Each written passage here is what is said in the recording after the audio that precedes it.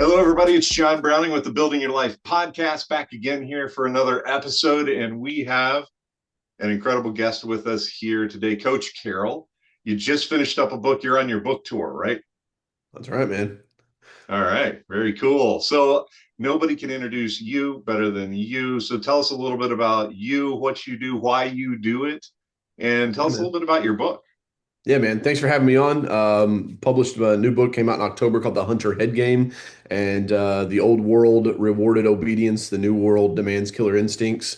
I've been an entrepreneur my entire life. When I was 18 years old, I turned down 8 football scholarships and decided to forgo a path of traditional schooling and becoming a chemical engineer, much to the dismay of my parents, and took up the world of entrepreneurship with $300, a beat up, broke down F-150, a Walmart push mower, and a Walmart weed eater. And so I like to say an entrepreneur was born. Grew that company to about 3 million in revenue and sold it. Don't get too excited. The multiples on lawn care companies aren't great. And over the years, I've built, bought, and sold multiple businesses. I've got a real estate portfolio. Dabble a little bit into investing in the stock market, which I'm sure we'll peel back a little bit today. Your audience loves. And to me, man, it's just I'm on my life mission of being Coach Carroll. I think it's my God-given gift and it's my calling. And I don't know about you, John, but the government's never showed up and saved me or anybody that I know. It's always been entrepreneurs that have created solutions. And so for me, I'm a big proponent of creating more entrepreneurship, and I think we should do it earlier. My senior year of high school, I wish the Hunter Head Game would have been the playbook that my guidance counselor, my chemistry teacher would have given me and encouraged me to be an entrepreneur versus trying to talk me out of it. And so, I'm just on my mission, man, to help educate and elevate entrepreneurs all around the globe to hopefully make $1 billion impact before my time here is up. All right. I like the goal. I like the goal. So it's we've got a similar background. When I was in high school, I was the kid that was always out, mowing lawns or doing whatever I possibly raking leaves, you name it, whatever I could find to do to earn a couple extra bucks. I was doing. I had a Chevy, not a Ford, but it was beat up pretty bad. It was the same age as me, Yeah. so we used to joke about that. But kept that thing running and threw my lawnmower and weed eater in the back and whatever tools I needed. And then I did actually. I went to college, and after graduating, couldn't buy a job. I was in that age where we were in the middle of recession in the early 90s, late 80s, and it was just a mess. Mm.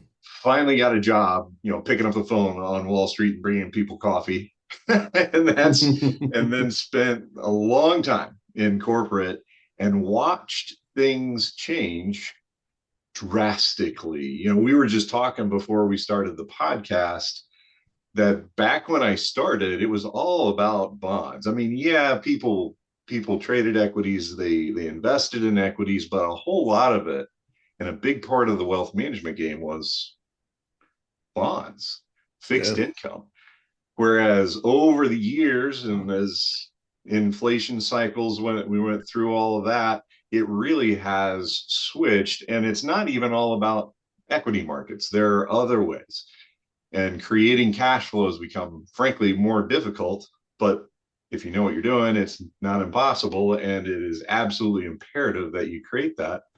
But some of the other things that have changed as well is like I call it escaped corporate. And I think a lot of the younger generation today are finding out that they're in a position where if you start out at least in South Florida, here where we are, they're asking, companies are asking you to start out at like $20 an hour. And down in South Florida, that's not going to cover your rent, Yeah. certainly not rent and food. So what do Hmm. people do, right? Things have changed. Is that kind of what you're talking about with this Yeah, I hunter think head game, we're right? I've got some videos back in like 2016, 2017, 2018 that I made that I said that, I believe that we were about to go in the roaring 20s again. And at the time I was living in a high-rise downtown Louisville, and I'd always make a joke. I'm like, those big towers over there, they're full of people that are just numbers living in cubicles. And I believe that's going to change. Now, I had no idea this AI revolution was going to happen. But we're seeing that. And I think where we'll end up, because a lot of people are like, man, people are going to lose their jobs.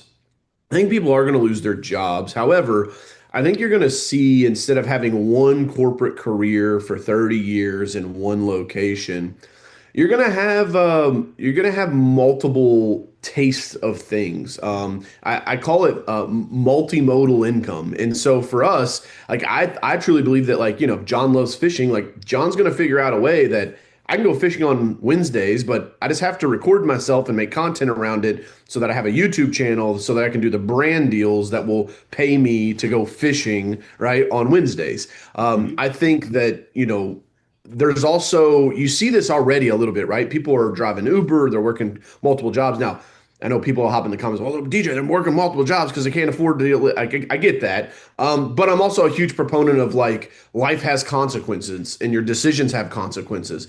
And that's what I talk about in the book, is like, part of it is mindset, right? And being a hunter, not the hunted, right? Being a victor, not a victim. However, there is cause and effect. And I think for so many years, I realize, man, I'm from Kentucky, right? The county that I grew up in, it had the highest teen pregnancy in the entire state, right? I saw that, and it's like the hard conversations were not being had. Teachers never set us down and said, listen, here's what really happens with teen pregnancy. Like, some doors shut on the other side of this, right? Or at minimum, it becomes very, very difficult now. And I think that we're just living out the sum of eighth place participation trophies, man. Like, we're seeing the net Yep. effect of that, to where, everybody's been coddled, everybody, it's okay. It's all right. It's like, man, that's not how the jungle works, right? And because saber-tooth tigers don't come into the village and carry little babies away anymore, we think that nature is just not a thing. And so, like, that's why I wrote the book, man, because it's like, it's kind of a wake-up call to those that want to hear it. There's a lot of people that don't want to hear it, and that's totally Mhm. okay. But, again, if we can wake some people up and save some people, it makes the world a better place. I think too, and not just wake them up, right? But give them some tools so that they can use those tools if they choose to hear it, and if they choose to make that decision, that hard decision, Yeah, to make it happen. Let's give them some hope. It's not impossible to do. I think yeah, when I first started, I did the same thing as you did as well. I bought a couple businesses, we sold a couple businesses. My wife and I kind of worked together on this. same, man. And It's awesome. yeah, no, it's fantastic. She's amazing. 35 years she's put up with me. So Love to hear it, uh, man. Love to hear it. and we really do. We work together. I mean, it's not all, sunshine and bunny rabbits and roses, but we figure it out, right? And I think so many people told me, "Oh, you're crazy. Why would you quit your very lucrative Wall Street career?" People really did think I had lost my marbles, because it was like, it's not possible. You have to be with this massive big firm. I wanted the exact opposite, because I had seen what, frankly, a lot of these big firms, if not all these big firms, because they serve more than one master. Mm. They have to, they're required by law to serve their shareholders. They also want to line their own pockets, as do we all, right? We all want to eat, we all want to have nice things. And then on top of that, they're supposed to be, oh, and we also take care of the client. Well, I don't think you can really do all three of those things.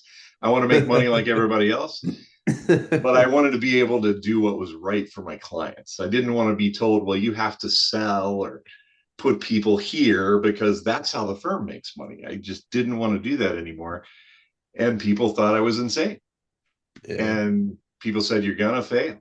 And hey, I guess the jury's still out, right? But we're doing okay. We're still getting food on the table, You know and what's you know what, crazy about I that, John, is actually like, like it. that's the exact same conversation my chemistry teacher and guidance counselor had. They're like, so what, you just gonna, like, mow grass for the rest of your life? And I was like, no, like, I'm gonna be an entrepreneur. Like, this was 2007. This was before Gary Vee came along and made the word entrepreneur cool, right? Right. And so it was like, for me, man, it was like, I always knew the worst case scenarios, not really the worst case scenario, right? And I think that's what holds a lot of people back. Jim Rohn used to say this. He says the cynic finds a million reasons why it won't work. Silly him. You only need one, right? There's only needs to be one reason why it won't work. You don't need a million. But Right. oftentimes that's what we do. We get in our head and we like talk about all these reasons why we shouldn't do it or why we could fail or why it could go wrong.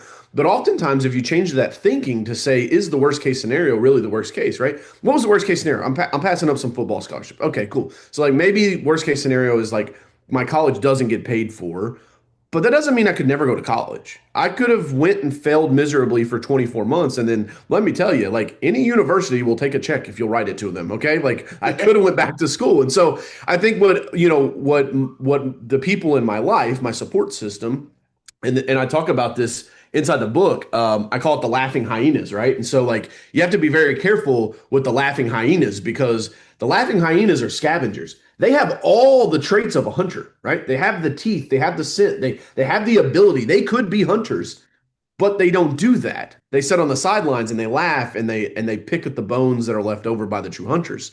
And so you have to be careful having laughing hyenas in your circle, and you have to constantly audit the circle that you're around and who you're getting information from. The biggest challenge for me, man, is like if you listen to those people talk, right? Then slowly, John, your self belief will start to dissipate, and you'll go, well, maybe they're right. Maybe I will fail. Maybe I shouldn't do this. Maybe it is too risky. But let me tell your listeners something right now. Life is risky, man. It's so risky none of us make it out alive. Right? So why not roll the dice and take a chance on yourself? That's what I say. And again, I get it. Before everybody hops in the comments and hits me on Twitter, I get it. Entrepreneurship is not for everyone. But I do think it is a key to freedom. And so if everyone has the opportunity to try the key in the lock, what a sad life to sit on the couch your entire life and never walk over to the door and see if you can unlock it and get out. Yeah. And it is frustrating for guys like you and me to watch that happen. Yeah, Because I'm sure you've experienced that you like you want to shout and please listen. But if somebody's not gonna listen, they're just not going to yeah. listen. It's just sad. When the Coast Guard is lowered down into the water on a capsized vessel, they are trained to save the people that swim to them. And so that's what I have to do, right? All I can do is, promote the book, spread my message. And if people are like, hey, I like that guy, dyslexic college dropout from Kentucky that was arrested twice before 25 and still ended up making millions of dollars, like, shit, I might be able to do this myself, right? And so that's why I think I'm one of the best examples, man, of like if it's at all possible, it's here and now. And like, dude, I know we'll talk about it, but like, we're in the age of AI. Like, there's never been a greater time to try to start a business, right? The I don't know how to dot. It's gone. Like, we all got genies in our pockets now. Like, infinite knowledge and intelligence is a search away. And so like that's why I'm super bullish on it. And I just I'm super bullish on humanity, right? There's like it's easy to go doom and gloom with all the changes, but we've done a pretty good job with tools, right? We figured out fire pretty solid. Steel we did a pretty good job with. Glass we did a pretty good job with. Like I think as the internet came along and social media came along, like sure, there's downsides. There's downsides to guns, right? But we've won wars with them, and so like I think that human beings as a species, we're pretty good at taking the tools and making the most out of it. Yeah, it's all in how you choose to look at it. That's There it, have man. been some things that are horrible, and I don't deny that. There's also been some pretty cool stuff. We now have indoor plumbing, and Right. that is pretty cool. We no longer have to we don't have to go, shoot our food anymore if we don't want to. Right. And there's a lot of things that have gone right, and if you choose to look at what's gone right and been done well, I think you'll find it really does outweigh some of the things that have not gone as well. And I know there's going to be a lot of people that disagree with me on that, but I Sorry. really do. It's like, do you want to choose to be happy and choose to move forward, or do you want to choose to sort of wallow in whatever it is that you choose to be upset about? Right. Self-pity, man. It's the thing that worries me the most and why I'm kind of like called to like have this mission, especially for the younger generations. Like I'm 37, so I'm kind of in a sweet spot, like where the young kids will still listen to me, and right, and some of the older guys are like, all right, I'll hear you out. And so like right now, man, it's kind of like go time for me because I just had a conversation with an 18-year-old kid that was at a Super Bowl party that I was at over the weekend, and I said, he's like, you got any good books? And I was like, yeah, Titan by John D. Rockefeller. He's like, I don't want to learn about the Rockefellers. I was like, what? He was like, dude, that guy's terrible. Like he was the first billionaire. I'm like, exactly. Why the fuck don't you want to learn from him, right? And he was like, well, you realize that our modern schooling system that we still operate today was created by them just to create factory workers. I'm like, exactly. That guy had one hell of a sphere of influence if that's what he pulled off, right? And you could just tell the guy was like, oh, like it's shifting your thinking, right? Like, sure, even if you don't agree with what happened, there's probably stuff that you can learn out of it. And I said, hey, man, at the minimum, find the stuff you didn't like about the guy. And now you know what not to do, right? But it's like there is this lens that the Gen Zers are looking through that is like, houses are too expensive, jobs are too hard to get. There's no chance that I'll ever make it. So screw it. Let's try socialism, right? And that's the thing that I worry about is that if there's not more guys like me telling them that like, hey, there's a way out and it's called entrepreneurship, you don't have to hate the rich. You can be rich eventually. Now, it doesn't come at the end of 3 days of day trading and being out of the market by 11 a.m. like everybody wants to, sell you a course on. I'm sure Yeah. John can attest to that. But it's like, yes, there is some hard work involved. But, I'm no theologian, but even the good book says that with all labor comes profit, right? And so to me, man, I just think that, we gotta reframe this narrative. We gotta try to persuade this next generation that's coming up that says, hey, man, this experiment that's called America has done really, really good. And we got to continue to do good because we're the shining beacon in the distance of the world. Everybody wants to come to America and be an entrepreneur if you get outside of America. And there's a reason for that. Yeah. So let me ask you a couple questions here. So Yeah, man. if you have like a younger person, somebody that's, I don't know, in their 20s or what Yeah. have you, and they said, hey, listen, what do I need to really watch out for? What about, me and my maybe lack of experience? What Hmm. do I need to be careful about, but still be optimistic about? You understand what I'm Yeah. trying to say there? I'm tracking. Yeah. Be careful about squandering your 20s. I think a large majority of my success is greatly dependent on the fact that I started when I was 18. I believe it was my fourth business was a fitness center. I bought it, it had 100 members. I grew it 300% in 18 months, and then I lost it all, right? I lost a six-figure business and a $500,000 worth of real estate when I was 27 years old. If Ouch. that would have happened at 47 when I had a mortgage and kids and sports and everything, like, holy shit, detrimental, right? But at 27, it's all right. I mean, yeah, I was in the fetal position on the couch for about 24 hours, and then my Yeah. girlfriend at the time, my wife now Victoria, she's like, "Hey, what are you doing? Like, this ain't gonna fix nothing, right?" And so I like to say I dropped the E off of emotion, and I've been moving ever since, because it is so important, man, to not get locked up when things go bad. Because, like, again, I try to just be a truth teller. It's like things are gonna go bad, like you're gonna have loss of business, of opportunity, of money, of people. People in your life will die, and like those will be some of the hardest days of your life. But that doesn't mean that you wallow in self-pity and you slide backwards. And so don't squander your 20s. This is why I'm such a huge proponent of entrepreneurship in high school. I think that if you could start businesses earlier, there's no reason. Like there's nothing that says like at 16 you can't start a business. Right? There's nothing that says at 18 you can't start a business. Nothing, right? But because the school system is not paid to get kids to start entrepreneurship activities or paid to get them to go to college, then it's not supported. Very much like the reason you left Wall Street. You're like, I don't want to peddle these stocks that you guys are telling me to shove down my customer's throat. I think this is the better route, right? And so I'm kind of in a similar seat, John. I would also tell them that 36 months of apprenticeship will change your life.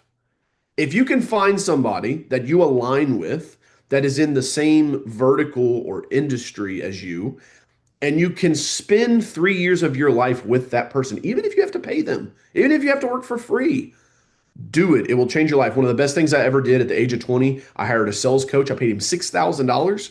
The guy was like, it's 6 grand. What credit card do you want to put on? I was like, bro, I'm 20. I ain't got a credit card with a $6,000 limit. What are you talking about? So he let me write him six individual $1,000 checks and mail them out to him, right? And he cashed one each month. And he's like, these better be good. And so it put pressure on me.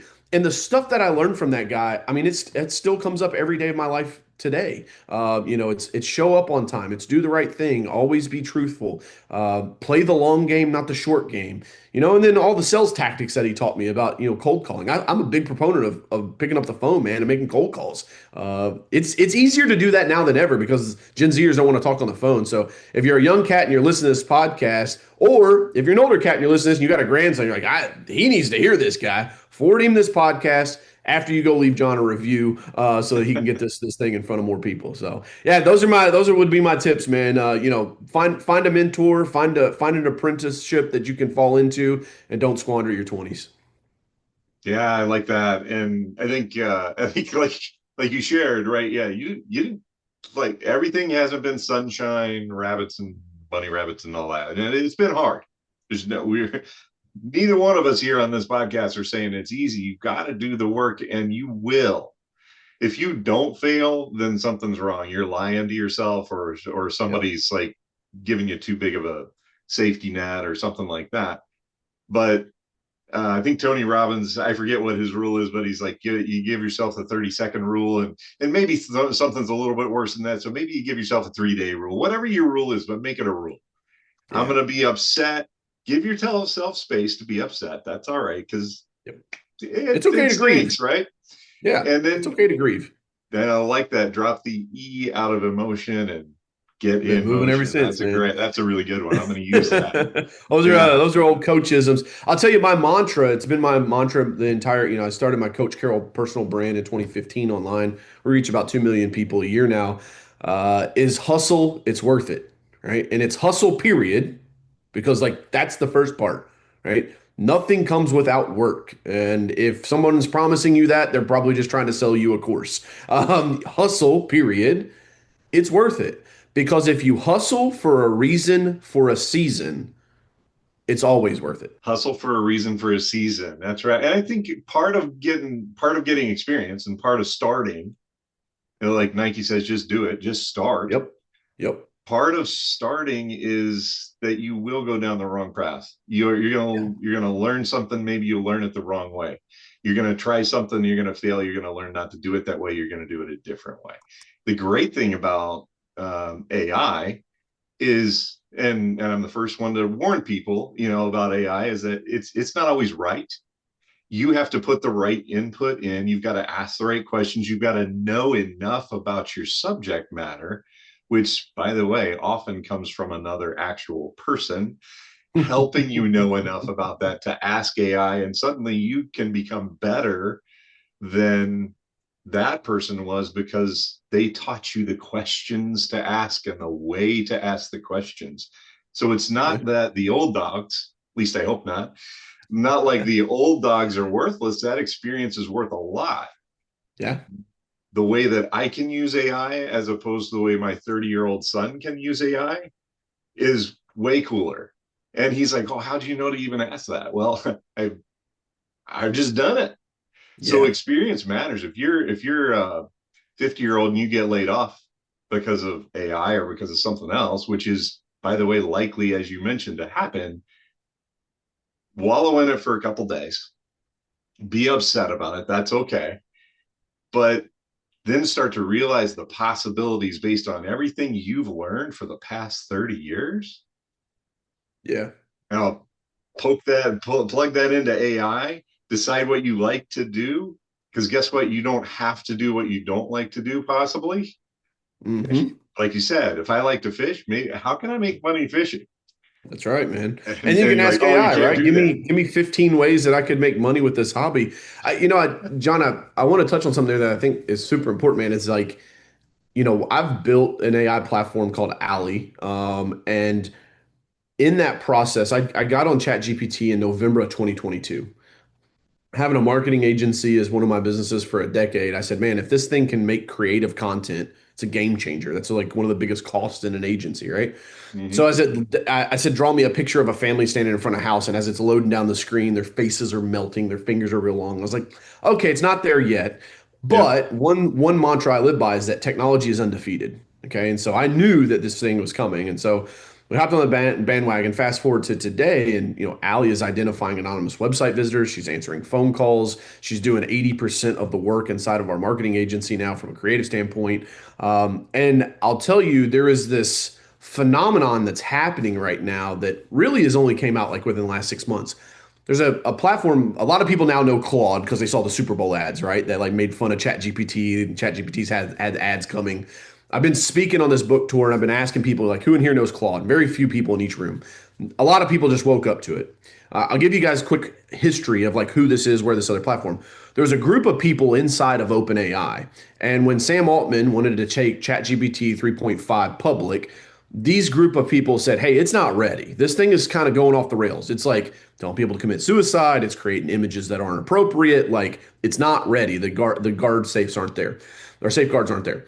And so Sam Altman's like, "Cool, I hear you." Goes the very next day and raises the 1.3 billion or whatever he did in the big fundraising round and took it out to the market. So Dario and those guys were like, "We're out." They left and they started Anthropic, which then Claude is their product. Okay, so now you guys are caught up to speed on who Claude is. What they have this new product that came out maybe 6 months ago, 12 months. I don't even think it's been 12 months ago. It's called Claude Code. What is the number one skill that we've told all kids the last decade to go learn, right? Learn to Coding. code, right? You got Yeah. to learn to code. That's where all the money's at. It unlocks so much in the world. Cool. That doesn't change. Now, I wouldn't tell a kid to go learn that now because Mhm. you don't need to. Claude Code can take natural English language and then it can go build things for you, right? And so you can get an AWS account, so you have a server that you can build on, and you can get Claude Code, and then you can just talk to it, and this thing will go off and build. There's this crazy phenomenon that's happening right now, John, where before, if you were a 50-year-old CEO, you're the visionary, right? You have like, this is the idea, this is what we need to build to make our thing better for our customers. And then you would give that to a project manager would meet with developers, they would go back and forth a bunch of times iterating, and then they would bring you a proof of concept. You'd go, kinda, not really. That would happen again. They'd bring you minimum viable. I mean, this is like a 6, 12. This is why it takes 18 months to roll out tech projects in Fortune 100 companies. Now, for small, medium-sized businesses, guys your age, dude, you can hop on Claude Code and say, "All right, hear me out, Claude. I've got an idea. I want this thing when I log into it to do X, Y, and Z. Go." And I mean, it will just build, dude. And this to me is like taking, you're exactly right. And the reason why I'm bringing this up is your point of like the guys with experience know the questions to ask, right? I Mhm. tell my 19-year-old guy to like code something. He codes it. I'm like, no, no, no, no. Don't, it's a voice product. Don't tell them that we're closed and then take the message. Take the message, then tell them we're closed. Otherwise, they're going to hang up, right? The 19-year-old kid doesn't know that. Guys like you and I with lived experience knows that, right? And Yeah. so well, I think we're about to go through this next 12 to 18 months, man, where you're going to see non-technical founders and leaders be able to become builders. And I think the fortune is going to be owned by the people that build. And by the end of this decade, man, there are going to be some tech products that come out from non-technical people that I think are going to blow people away. That's my Yeah. that's my Babe Ruth calling my shot there. So Yeah, I think you're absolutely right. And one of the things that if you take like so you take Ray Dalio, right? Because he's out there, he's Mhm. like, guys, the Love world Ray is Dalio. ending. The world is ending. You know, he does that a lot. Here's the thing though, Ray Dalio is a smart guy. He's Mhm. been very successful. He can prove Yep. he's a smart guy. Yep. He tends to, in my opinion, look almost too big to make it useful for the individual that's maybe not in his place, right? We don't have $1 billion, right? That's by So design. That's his brand, right? He and, wants he and wants yeah, and the big that's his funds. brand, which is fine. Yep. One thing though that he's talking about, and that I do think that, and this is not to scare everybody on the podcast, but I do think we're going back to this old 16th century system where you have the kings and the queens and maybe some serfs in there, but then the rest of them and the rest of them are stuck doing menial labor and just barely getting by and dependent on the handouts from these upper level people. If you are not moving, adapting, and changing to the new world, and this is what people are worried about, and they should be, if you're not like your book is talking about, if you're Yeah. not doing that, you're going to be in huge trouble. And the younger you are now, the more trouble you're going to be in. But frankly, 50 years old is still in trouble if you're not changing. And I think a Yeah, lot of 50-year-olds are like, oh, I'm almost done. Probably not. And at least you better not be, right? unless Because you've got things a are nest changing egg too that fast. you've accumulated that you can live off of. Like, no, there, I think we're going to see that people are going to have to work longer than they ever have. Like the American dream of buy the, $80,000 house, live in it for 30 years, pay it off, two paid off vehicles and a nest egg and a retirement and you're done by 60. I think that's gone. That doesn't mean I don't want that to seem like, well, now it's not that it's gone in a bad way, like nobody can ever, it's just different now, right? It's The just different. difference is like maybe you build a small business that gives you just the exact same income as the pension would have, right? It's just now it's through a store that you run that you don't mind working on because it's something that you're passionate about, right? I.e., see Mm-hmm. earlier the fishing channel, right? Yep. I do think something that if we kind of go upper level here, the worry to me is everybody's worried about the left versus the right, and they're not talking about the tech oligarchy that is occurring, right? The Right. only thing worse than the left or all of the left or all of the right running everything, right? Because remember, Thomas Jefferson said the best thing for our country is a really strong middle, right? Is Mm-hmm. the fact that there could be a few companies that run it all that don't get voted on, right? And they don't care who's in power, right? They control both sides. I think we're already seeing that a little bit, and I think Yeah, I with think you're right. AI, if it's Elon, if it's OpenAI, if it's Google, if it's Microsoft, the tech companies that we've seen for years, Meta's another big player in the space. I think that's something to keep an eye on. And so again, I always say, all right, so what, right? So okay, cool.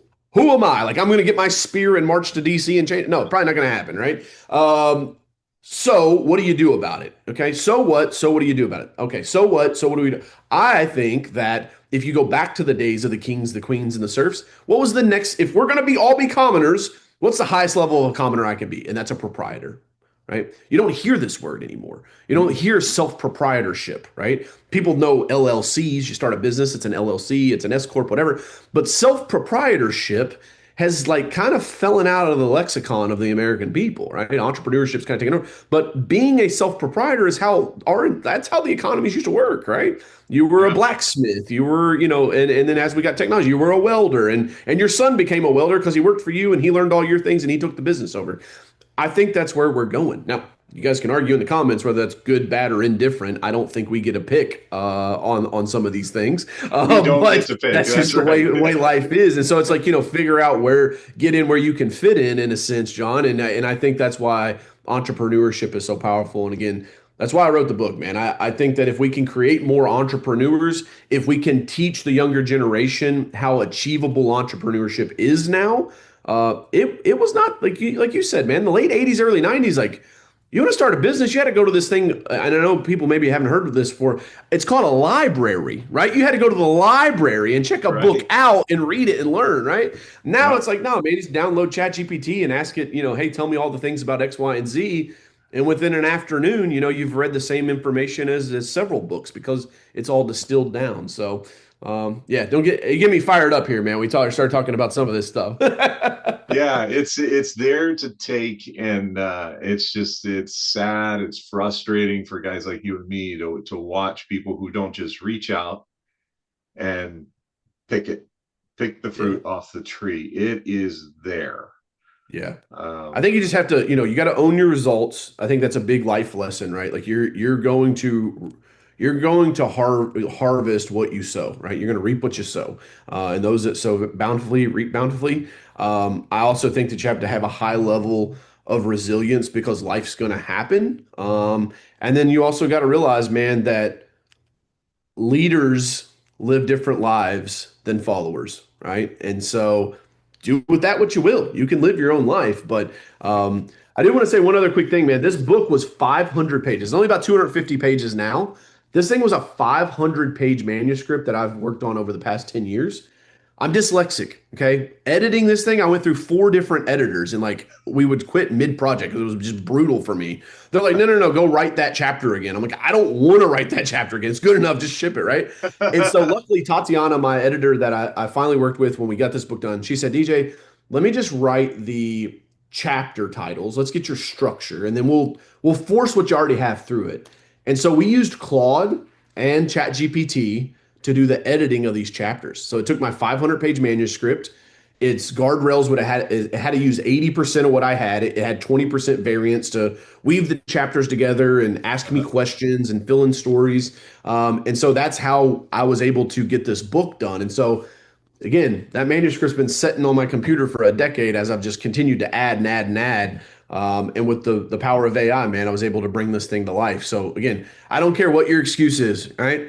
Dyslexic, college dropout, arrested twice before age 25, like, and I published a book and I'm worth millions of dollars. Like, you can do this. Anything you set your mind to, man, what you believe you can achieve. All right. I love it. Now tell people how to get your book. Yeah, Amazon? man. Yeah, What's the best it's on way? What's the Amazon. best You way? can go to coachcarroll.com, and it's got a link there where you can buy direct from me. I would appreciate that. I don't have to give Bezos his cut. That's right. And then you also have a couple of really cool resources that I put together with this. You get the audiobook for free. And then I also built a custom AI around the book that's trained on the book. So if you're like, hey, what's Coach Carroll say about waking up early in the morning? What's Coach Carroll say about resilience? How do I overcome bad situations? You literally can chat with the custom AI and it pulls all the information from the book Oh, itself. I So a love pretty that. cool little That's great. resource. And while I'm on my book tour, we're like, hey, anybody that buys while we're on the book tour, we're giving those away for free, special bonuses. So just go to coachcarroll.com. That's CARROLL. So coachcarroll.com, and it's right there on the homepage. All right. And that's the best way to get into contact with you is coachcarroll.com. That's it, man. All the All right. social links. You guys want long format YouTube videos? I got them. You want a 15-second clip of me just rah-rahing you up on Instagram? I'm there too. So, happy to meet you wherever you're at. All right, very good. And all this is going to be down in the show notes. Folks, you guys know how to get in touch with me if you're a regular listener to the Building Your Life podcast, guardianrockwealth.com, or grab your phone and text the word life, LIFE, to 321-421-5213. You'll get one text, not a bunch of text, and it's going to have all kinds of free information there. So that's how to get in touch with us. If you want to get in touch with Coach Carroll, coachcarroll.com, and all that's down in the bottom in the show notes down there. So I really appreciate your time. This has been fun. It's Yeah, been man. fun, Appreciate you and having me on, appreciate you John. It's being been here. a great time. And guys, if you're still listening, you plugged in, you made it all the way to the end. Go leave John a review on the podcast. Help him get in front of more people so he can help more people out there. I really appreciate that. Hit that like button and all that good stuff. It helps. Yeah. Yeah, man. All Cool. right. Thanks. We'll see you.